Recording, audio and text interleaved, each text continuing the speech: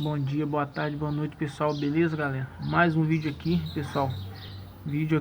Mais um vídeo aqui do Renault Logan 1.0 aí. Tem um vídeo anterior onde eu mostro o barulho que ele tá fazendo no motor aí, naquele barulho estralado, parecendo uma máquina de costura.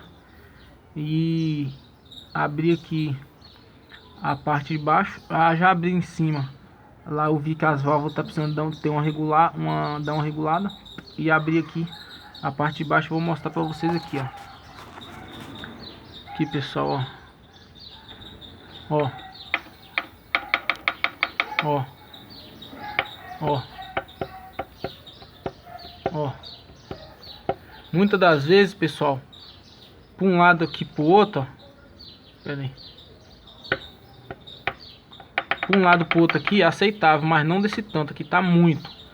Mas assim não pode, ó. Se você empurrar aqui essa biela para cima e para baixo, ela tiver folga, não pode. Então o barulho tá vindo aqui, ó. Com a mão tá fazendo esse barulho, mas agora imagina o motor trabalhando aí. Aí então fica aquele negócio parecendo que tá batendo aí realmente um ferro aí com outro. E se a gente reparar, ó, esses brilhos que tá nos cantos aqui, ó, assim o celular não vai pegar bem, mas já é limalha. Pelo jeito aqui a bronzina aqui que tiver aqui já se gastou bem. Então é isso aí, pessoal. Aqui também já tava com a folguinha boa. Fazer a troca aqui de todas as bronzinas aqui.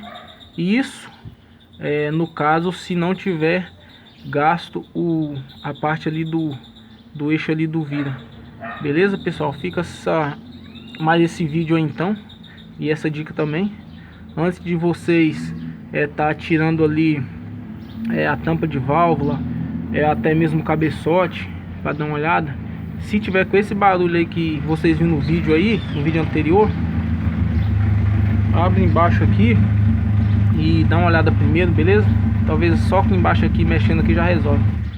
Valeu, pessoal.